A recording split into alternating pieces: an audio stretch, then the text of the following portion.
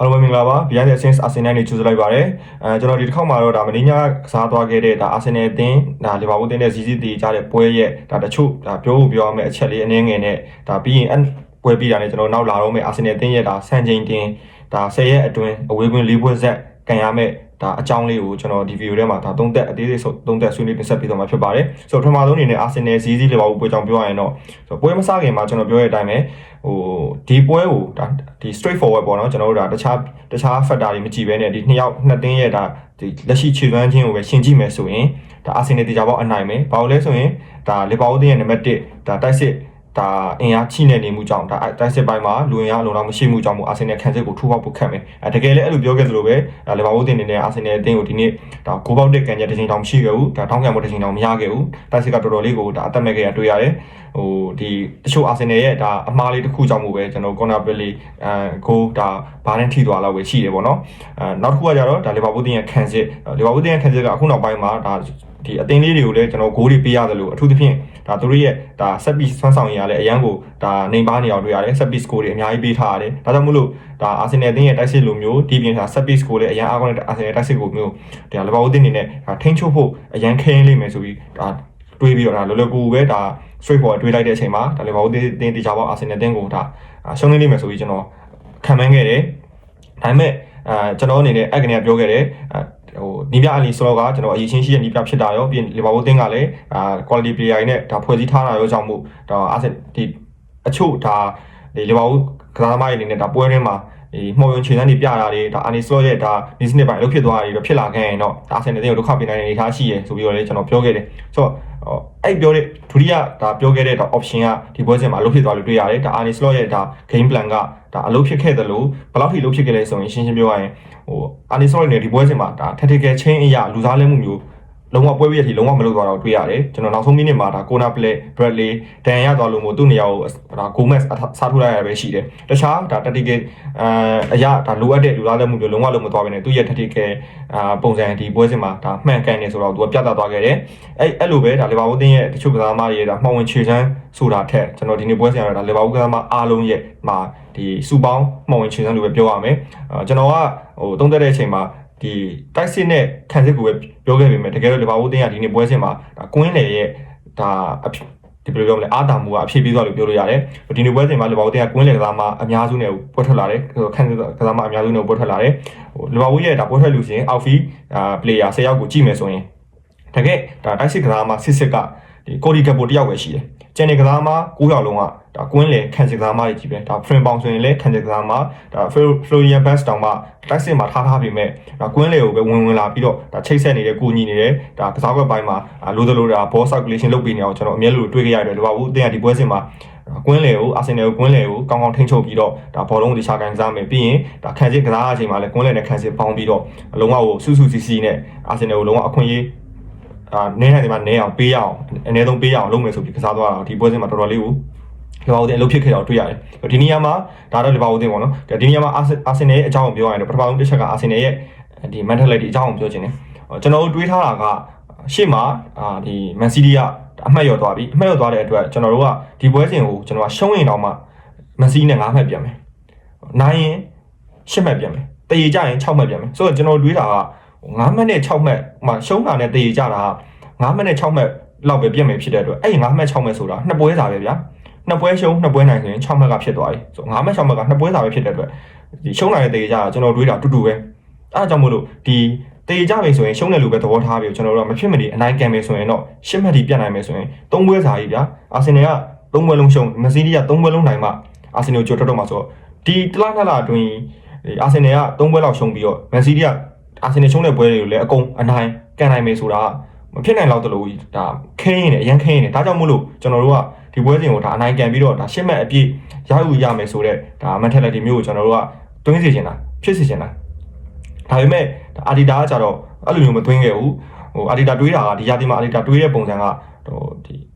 ီအမှတ်တွေကိုရားတင်းနဲ့ရားထိုက်တဲ့အမှတ်တွေကိုပဲယူမယ်ဆိုတော့ဒါ mentality မျိုးကိုတွေးထားတဲ့ပုံစံမျိုးကျွန်တော်တို့တချို့ပွဲစဉ်တွေမှာတွေးခဲ့ရတယ်။ဘာကြောင့်လဲဆိုရင်အလုံးသိတဲ့အတိုင်းပဲအာဆင်နယ်ကလွန်ခဲ့တဲ့နှစ်တွေမှာတကယ် basic နဲ့တွေ့ရင်ဆိုတကယ်ကိုကောင်းတာကျွန်တော်တို့ဒါရှုံးပွဲလည်းလုံးဝမရှိဘူးဒါအနိုင်ပွဲတွေလည်းအများကြီးယူခဲ့တယ်ကျွန်တော် basic နဲ့တွေ့ရင်ကျွန်တော်တို့ရလက်တွေဒါ basic တင်းရဲ့အာဆင်နယ်ရလက်တွေဆိုပြီးပြတဲ့အချိန်မှာလည်းကျွန်တော်အများနဲ့လို့ကျွန်တော်တင်ခဲ့ကြပါတယ်။ဒါပေမဲ့ကျွန်တော်တို့က တချို့အသင်းလက်တွေအသင်းလေးတွေမဟုတ်အသင်းလက်တွေကိုကျွန်တော်ဒါ Newcastle တို့ Aston Villa Brighton ဒီလိုမျိုးအသင်းလေးတွေကိုကျွန်တော်တို့ကရှုံးနေတည်ကြတဲ့အမှတ်တွေခွဲပြီးကျွန်တော်တို့ကဒါ title race မှာအများကြီးကြာရှုံးခဲ့ရဒါပေမဲ့ Adidas ဒီနှစ်မှာတော့ဒါ basic တွေနိုင်နေတာကဒါအရေးမပါဘူးတကယ်ရတဲ့နဲ့ရထိုက်တဲ့အမှတ်တွေကိုဒါယူတာပဲအရေးကြီးရလို့သူတို့တွေးခဲ့ပုံရတယ်ဒါကြောင့်လည်းဒီနေ့ဒါရာဒီရဲ့ဒါပွဲစဉ်တွေကိုကြည့်မယ်ဆိုရင်အာဆင်နယ်က basic နဲ့တွေးတဲ့ရလက်တွေကအရင်ကောင်းနေတဲ့ခါမျိုးမဟုတ်ဘူးကျွန်တော်တို့လီဗာပူးအသင်းကိုရှုံးတယ်တပွဲသေးကြတယ်ပြီးရင်ဒီ Man City ကိုတေးကြတယ် Chelsea ကို10ယောက်17ယောက်နဲ့တေးကြတယ်ကျွန်တော်နိုင်တာကဒါ Man United အသင်းနဲ့စပါအသင်းကိုပဲနိုင်ထားသေးတယ်ဆိုတော့ basic နဲ့တွေ့တဲ့ရလက်တွေအရင်ကြီးတော့ကောင်းနေတဲ့အနေထားမဟုတ်ဘူးဒါပေမဲ့ကျွန်တော်ဒါအသင်းလက်တွေဖြစ်တဲ့ကျွန်တော် Newcastle တို့ Brighton Aston Villa ကျွန်တော် Fulham ဒီလိုမျိုးအသင်းတွေနဲ့တွေ့ရင်တော့ကျွန်တော် Arsenal ဒီရာသီမှာပြန်ပြီးတော့အနိုင်သုံးမှတ်ဒါအမှားရမရှိပြန်ယူနိုင်တယ်လို့တွေ့ရတယ်ဒီလိုမျိုးဒါ Adidas ရဲ့ mentality ရာဒီလိုမျိုးဒါသူ့ရဲ့စိတ်ပိုင်းဖြတ်မှုသူ့ရဲ့ပွဲပေါ်ချင်းကိုပြောင်းလဲသွားတော့တွေ့ရတယ်ဒါပေမဲ့ကျွန်တော်အနေနဲ့ကတော့ဒီခုနပြောတဲ့အတိုင်းပဲအခုချိန်ထိကိုအာဆင်နယ်က9မှတ်နဲ့6မှတ်ဆိုတာအတူတူပဲတည်ရနဲ့ရှုံးတာအတူတူပဲတကယ်လို့10မှတ်တာကျွန်တော်ဖြတ်နိုင်မယ်ဆိုရင်ကျွန်တော်အနေနဲ့ဒီတစ်လား2လအတွင်းတေချာပေါက်3ပွဲလောက်ဒီဇက်တိုက်ရှုံးပြီးတော့ Man City က3ပွဲလောက်ကြီးနိုင်ပြီးတော့ကျွန်တော်တို့ကြော်နိုင်မဲ့အနေထားမျိုးမရှိတော့ဘူးဒီလိုမျိုးကျွန်တော် ACC pressure king နဲ့သွားမဲ့ပွဲကိုကျွန်တော်ဖောင်ဖြတ်တိုက်စေချင်တာပေါ့နော်ဒီအနေထားမှာဒါအသင်းသားတွေနဲ့ Adidas အနေနဲ့ဒါဒီစိတ်ပိုင်းဆိုင်ရာဆုံးဖြတ်မှုပိုင်းမှာအားနည်းခဲ့လို့ပဲကျွန်တော်ဝေဖန်နေတယ်နောက်တစ်ချက်ကတော့ Arsenal Adidas ရဲ့ဒါ in game ဒါ tactics adjustment ဟိုပိုင်းဝေဖန်နေတယ်ကျွန်တော်တို့ဒါ Adidas ကိုပတ်သက်ပြီးတော့ဒါပွဲကြို plan တွေဘာတွေကတော့ဘာမှဝေဖန်စရာမရှိဘူးတကယ်ကိုကောင်းတယ်ဒါပေမဲ့အမြဲလိုပဲ Adidas ကဒါ in game adjustment ဘိုင်းမှာဆိုရင်တကယ်Arsenal ဒုက္ခရောက်နေတဲ့အနေအထားမျိုးတွေဒါပွဲဖြူပြောင်းလဲရမယ့်အနေအထားမျိုးတွေမှာဆိုရင်ဒီတချို့လူသားဝင်ကစားသမားတွေက movement လေးတစ်ခုကြောင့်မို့ကျွန်တော်တို့ဒါဂိုးသွင်းသွားတာတွေဘာတွေတော့မြင်တွေ့ရပေမဲ့ဒါပွဲတစ်ခုလုံးရဲ့ခြေစွမ်းတစ်ခုလုံးကိုကျွန်တော်တို့ပြောင်းလဲပြနိုင်တဲ့ဒါ tactical chain ပုံစံမျိုးတော့ Adidas လက်ထက်မှာကျွန်တော်မမြင်ခဲ့ရတာတော့များပြီကျွန်တော်မှတ်မိတော့မမြင်ခဲ့ရဘူးဒီနေ့ပွဲစဉ်ဆိုရင်အတိုင်းပဲကျွန်တော် Adidas အခု Arsenal ကဒါမိနစ်60 90အပိုင်းခြားမှာလီဗာပူးတင်းရဲ့ဒီကွင်းလေကဒါဆုံးမမှုတွေဒါလီဗာပူးတင်းဘောလုံးကန်ထားမှုတွေ Arsenal လုံးဝဘောလုံးမရတော့တဲ့အနေအထားတွေကျွန်တော်အများကြီးတွေ့ခဲ့ရတယ် Adidas ဘာလို့မလဲစောင့်ကြည့်နေတဲ့အချိန်မှာပဲ Adidas အနေနဲ့ကတိုက်စစ်သားသမားတွေကိုပဲလူစားလဲသွားတယ်ကျွန်တော်အမြင်ကတော့ဒါလုံးဝမဖြစ်တယ်ဘာလို့လဲဆိုရင် Arsenal ကအဲ့အချိန်မှာဘောလုံးကမရတာတိုက်စစ်ကိုဘောလုံးရပြီလို့မို့တိုက်စစ်သမားတွေကမကြုံနိုင်ဘူးမထိုးမနိုင်ဘူးဆိုရင်ဒါမှန်တယ်တိုက်စစ်သမားတွေအမှားတိုက်စစ်အပိုင်းကိုလဲရမှာဒါအစင်းနဲ့ပထမပိုင်းတော့လိုမျိုးဒရက်ထိုးဖောက်နေတဲ့အခွင့်အရေးတွေကမဖန်တီးနိုင်ဘူးဒီလိုဘူးတဲ့နောက်တန်းနေပိတ်နေတယ်ကောင်းနေရဆိုရင်ဒါတိုက်စစ်အပိုင်းအပြောင်းလဲလုပ်ပြီးလောက်မှာဒါပေမဲ့အခုချိန်ကကျွန်တော်ကဘောလုံးကိုမရဘူးဘောလုံးမရဘူးဆိုရင်ကျွန်တော်ရဲ့တောင်းကဘာလဲဆိုရင်ကွင်းကစားသမားတွေမှာတောင်းရှိတယ်ဘောလုံးကို position regain လုပ်ဖို့ retain လုပ်ဖို့အတွက်ကွင်းကစားသမားတွေပေါင်းရှိတယ်ဆိုတော့အဲ့ကွင်းကစားသမားတွေဘယ်သူတွေမှာအဓိကတောင်းရှိတယ် specific ကြည့်မယ်ဆိုရင်ကွန်းလေကျွန်တော်3ယောက်ကစားတယ်မာတင်အိုဒီဂက်ဇူဘီမန်ဒီဒေါက်ကန်ရိုက်စ်ဒီနေရာမှာမာတင်အိုဒီဂက်ကသူ့ရဲ့တာဝန်နဲ့ဒါသူ့ရဲ့ function ကဒီ position regain retain လုပ်ဖို့မဟုတ်ဘူးသူကဘောလုံးရပြီးမှဒါ with the ball movement အနေနဲ့ဘောလုံးကိုကန်ပြီးတော့ဖြန့်တဲ့ပုံစံမျိုးဘောလုံးကိုတန်ဖိုးတင်ချလုပ်တဲ့ပုံစံမျိုးသူအဲ့လိုဘောလုံးရတဲ့အနေအထားမှာသူ့ရဲ့တာဝန်ကပိုများတယ်ဘောလုံးမရဆုံးရှုံးနေတဲ့အနေအထားမှာကသူ့စီကနေအဲ့လိုမျှော်လင့်လို့မရဘူးသူကဒီလိုပုံစံမဟုတ်ကျွန်တော်မျှော်လင့်ရမှာဒေါက်ကန်ရိုက်စ်နဲ့ဇူဘီမန်ဒီနှစ်ယောက်စီကနေကျွန်တော်တို့ကဘောလုံးတွေပြန်လုမယ်position regain လုပ်မယ် retain လုပ်မယ်ဒီနှစ်ယောက်စီကကျွန်တော်မျှော်လင့်ရမှာဆိုတော့ဒီနေရာမှာဘောလုံးကကျွန်တော်လုံးဝမရတာဖြစ်တဲ့အတွက်ဘယ်သူကအားနေလဲဆိုရင်တေချာပေါက်ဇူလီမန်ဒီနဲ့ဒကန်ရိုက်နှစ်ဦးတည်းတူအားနေတာပဲဆိုတော့ကျွန်တော်လှုပ်တဲ့အပြောင်းလဲကဒီနှစ်ယောက်ထိရဒီယောက်ကိုကျွန်တော်အပြင်မှာရှိတဲ့ knock-out ဒါမှမဟုတ် Merino အထူးသဖြင့် Merino ပေါ့ Merino လို့ပြောမှမင်းနဲ့ကျွန်တော်လဲကိုလဲရမှာလဲပြီးမှ Merino အရင်ဆုံးလဲပြီးမှဒါပွဲအချိန်တွေကိုကြည့်ပြီးမှ Arsenal ဘောလုံးပြန်ရလာရင်လားမရနိုင်ဘူးလားကြည့်ပြီးမှနောက်ထပ် adjustment တွေကိုကျွန်တော်ပို့လုပ်ရမှာဒါပေမဲ့ Adidas အနေနဲ့ကတကယ်ဒီလဲတင်တဲ့ကစားမထည့်တင်တဲ့ကစားမမထည့်ဘဲနဲ့ဘာမှမဆိုင်တဲ့ဒါတိုက်စစ်တွေပဲ၄ယောက်လုံးပြောင်းလဲပြီးတော့ဘာမှလည်းမထူကြဘူးပွဲရလည်းအဖြေရလည်းပြောင်းလဲမသွားဘူးဒါပွဲရဲ့ momentum ပုံစံတွေဘာတွေလည်းပြောင်းလဲမသွားဘဲဒါဒီပွဲလုံးမြင်ခဲ့ရတဲ့အတွက်ဒါ Adidas ရဲ့ဒါ in game adjustment ကိုကျွန်တော်အနေနဲ့ဒီပွဲစဉ်မှာဝေဖန်ကြတာတောက်မလို့ဒီပွဲစဉ်မှာဒါဘာလို့လဲတော့ဒါသူ့ပိုင်းနဲ့သူကျွန်တော်ပြောပြီးသွားပြီတိတ်စိတ်ဝင်စားဘူးကျွန်တော် Arsenal တင်းအနေနဲ့ကတော့ဒီပွဲစဉ်ကိုချင်းကက်တဲ့ဒါ mentality ပုံစံမျိုးစိတ်ပိုင်းဆိုင်ရာဆုံးဖြတ်မှုမျိုးနဲ့ပြီးရင်ဒါပွဲတွင်ဒါ Adidas ရဲ့ niche snip ပိုင်းအပြောင်းလဲချို့ဒါအားနည်းချက်ကြောင့်မို့လဲကျွန်တော်ဒီပွဲစဉ်မှာကျွန်တော်တို့ဒါစီစီတေးကြတော့လို့ပဲဒါပြောချင်တယ်ဒါကတော့တစ်ပိုင်းပေါ့နော်နောက်တစ်ပိုင်းအနေနဲ့ကတော့ကျွန်တော်အနေနဲ့ကဒီ Arsenal အသင်းရဲ့ဒီနောက်လာမဲ့ဒါ10ရက်အတွင်းမှာ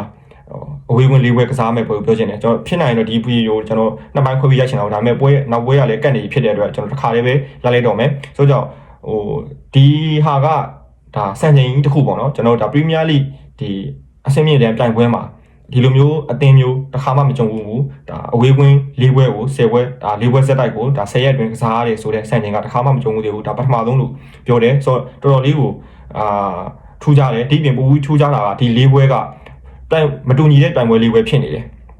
အာဆင်နယ်ကဒီရာသီမှာဒါပြိုင်ပွဲလေးပွဲလုံးကြီးဒါရှင်ပြိုင်နေစေဖြစ်တဲ့အတွက်ဒီလိုမျိုးပြိုင်ပွဲလေးပွဲလုံးကိုတစ်ချိန်တည်းမှာပဲအဝေးဝင်လေးပွဲဆက်ကြုံသွားရပေါ့နော်ဆိုတော့ဒါကတော်တော်လေးထူးကြတယ်ဆိုပထမဆုံးပွဲကကျွန်တော် post mount တဲ့ပွဲအဝေးဝင်ပွဲပြီးဒုတိယပွဲကကျွန်တော် Chelsea နဲ့ဒါ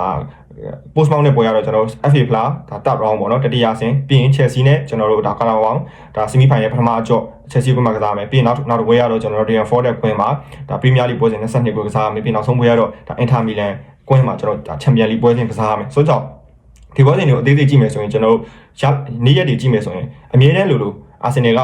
ဒီ post mount နဲ့ကန်ပြီးရင်ကျွန်တော်ဂျားထဲမှာ2ရက်ရတယ်ပြီးရင် Chelsea နဲ့ကန်မယ် Chelsea နဲ့ကန်ပြီးရင်2ရက်ရတယ်ပြီးရင် Nottingham Forest နဲ့ကန်မယ် Nottingham Forest နဲ့ကန်ပြီးရင်2ရက်ရတယ်ပြီးရင် Inter Milan နဲ့ကန်မယ်ဒီpost mount Chelsea Nottingham Forest အပိုင်းအသိမပြောချင်ဘူးဆိုအင်္ဂလန်နိုင်ငံအတွင်းပဲဖြစ်တဲ့အတွက်ကျွန်တော်အနည်းဆုံး2ရက်တော့ရတယ်ဒါပေမဲ့ဒီ Inter Milan နဲ့ဒီနိုင်ငံခြားကိုသွားမယ်အီတလီကိုသွားမယ်ပွဲစဉ်ကြောင့်ကျွန်တော်တို့ကဂျားထဲမှာ2ရက်ရရဆိုရင်1ရက်ပဲရတော့မယ်ကျွန်တော်ခီးသွားအောင်မယ်လင်းနဲ့သွားအောင်မယ်သူကို1ရက်ကြိုသွားမှာဖြစ်တယ်ဂျားထဲမှာ1ရက်ပဲရတော့မယ်အချိန်ကောင်းအောင်ဆိုတော့ကြတော့အာဆင်နယ်အနေနဲ့ကဒီပွဲပြင်ဆင်မှုထက် recovery time တောင်မှကောင်းအောင်မရှိဘူးဆိုဖြစ်နေတကယ်တော့ကျွန်တော်တို့ဒါဘောလုံးကန်နေဆိုတာအမြဲလိုကျွန်တော်ဘောလုံးဒီလိုမျိုးဒါ high intensity game တွေကန်ပြီးပြီဆိုရင်နောက်တစ်ရက်မှာကဒီကျွန်တော်တို့ဒါခန္ဓာကိုယ်တစ်ခုလုံးကိုပြန်ပြီး recovery လုပ်ဖို့ဒဏ်ရာတွေမရအောင်ကိုကာကွယ်တဲ့အနေနဲ့ကျွန်တော်တို့ကအနည်းဆုံး1ရက်က recovery time တွေ1ရက်အနည်းဆုံးပေးဖို့ပြရတယ်ဒီဘာကြောင့်မလဲဆိုကျွန်တော်တို့ဒါချင်းကစားရလို့ဆိုတည်တယ်ကျွန်တော်ချင်းပထမဆုံးရက်တွေကစားပြီးပြီဆိုရင်ကျွန်တော်လက်တွေပါတယ်ခြေထောက်တွေပါတယ်အရန်ကြိုက်တာဒီရင်အောင်တွေပါအရန်ကြိုက်တယ်ဆိုတော့အဲ့လိုကြိုက်တဲ့အတွက်ကျွန်တော်နောက်နေ့မှာကျွန်တော်တို့ကဒီအရင်ကြိုက်လို့မလို့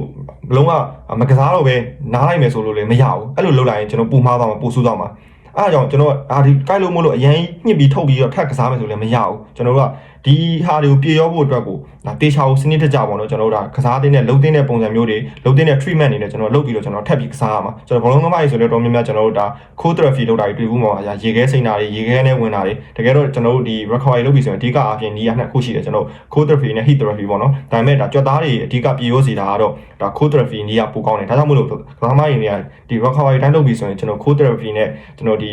ကြွက်သားတွေပြေရောအောင်အရင်ဆုံးကိုယ့်ကို treatment လုပ်တယ်ပြီးရင်အဲ့ကြွက်သားတွေကိုလည်းကျွန်တော်တို့ဒါဆက်ပြီးတော့ဒီအရင်ဒါစိုးမသွားအောင်ပြီးရင်တို့ recovery ကောင်းကောင်းလေးဖြစ်အောင်တို့အလိုက်တင်လေးလှုပ်ရှားပေးရတယ် exercise တချို့လေးလုပ်ပေးရတယ်ဆိုတော့အဲ့နေတစ်ရက်ကတော့မဖြစ်နေဘူးပေးရတယ်အဲ့လိုမျိုးတစ်ရက်မဖြစ်နေပေးပြီဆိုရင်မပေးဘူးဆိုရင်တေချာပေါက်ကြွက်သားနဲ့ဆိုင်တဲ့ပြဿနာတွေထင်ရတယ်ကျွန်တော်နောက်ပွဲစဉ်တွေမှာရကိုရမှာအဲ့အတွက်ကျွန်တော်တို့မှာကြည့်မယ်ဆို2ရက်ပဲရရတဲ့အတွက်တစ်ရက်က recovery တိုင်းပေးပြီဆိုရင်ကျွန်တော်တို့ကတစ်ရ